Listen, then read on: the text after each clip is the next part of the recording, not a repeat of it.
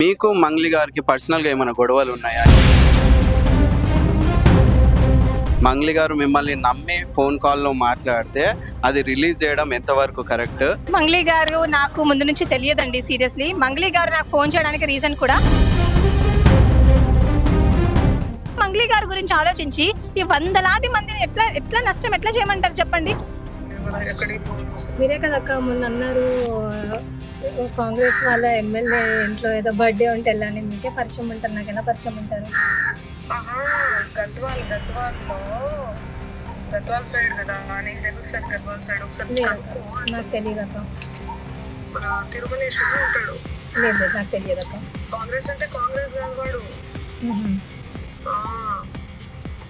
కాంగ్రెస్ అంటే కాంగ్రెస్ కాదు వాడు ఇదంతా తెచ్చిండు. వాడంతా అడ్డపడుతుంది ఇదంతా. ఓకే, సో నువ్వు గద్వాల్ సైడ్ ఉంటావు కదా. లేదు లేదు తెలియదు అక్క నాకు. మీకు మంగ్లీ గారికి పర్సనల్గా ఏమైనా గొడవలు ఉన్నాయా? ఎందుకు టార్గెట్ చేస్తున్నారు అని చెప్పేసి అంటున్నారు.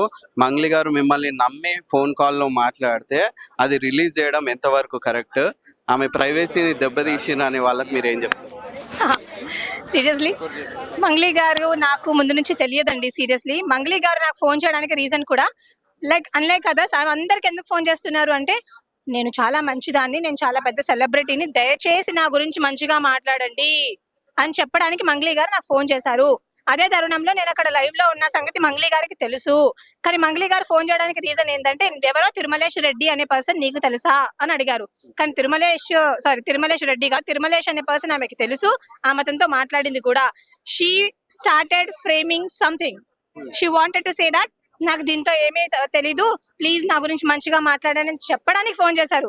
కానీ ఈ రోజు నేను చేసిన నమ్మక ద్రోహం కాదండి, వీళ్ళు చేసిన నమ్మక ద్రోహం.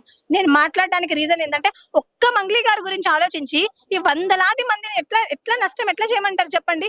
వీళ్ళు నా గిరిజన బిడ్డలే కదా.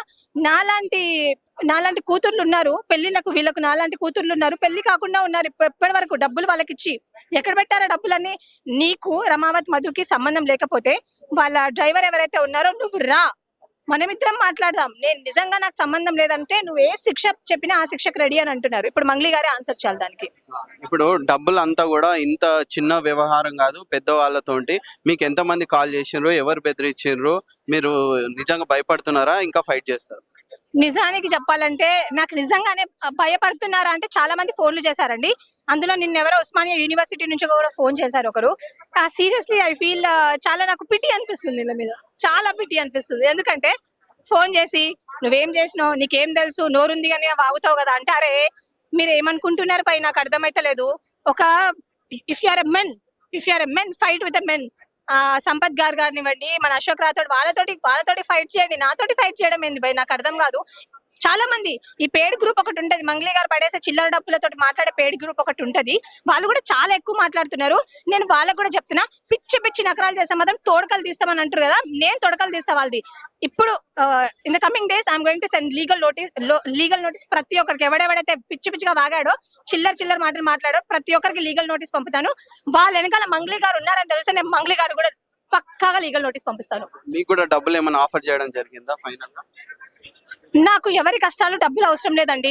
ఈ రోజు నా తండ్రి కష్టపడుతున్నాడు, నేను ఇక్కడ వరకు వచ్చాను. నాకు ఎవరి కష్టాజితంతో అవసరం లేదు. వాళ్ళు ఆఫర్ చేసినా చేయకపోయినా ఐ రియల్లీ డోంట్ వాంట్. నేను ఆ కేటగిరీకి, నేను వీళ్ళలాగా ఆ కేటగిరీకి చెందిందని కాదు. నేను కేవలం వీళ్ళు కన్నీరు పెడుతుంటే వీళ్ళ కోసం వచ్చి నిలబడ్డాను. ఈ రోజు కూడా నేను బాధితుల పక్షాన్ని నిలబడతాను. తర్వాత కూడా నేను ఇట్లాగే ఉంటానండి. Thank you.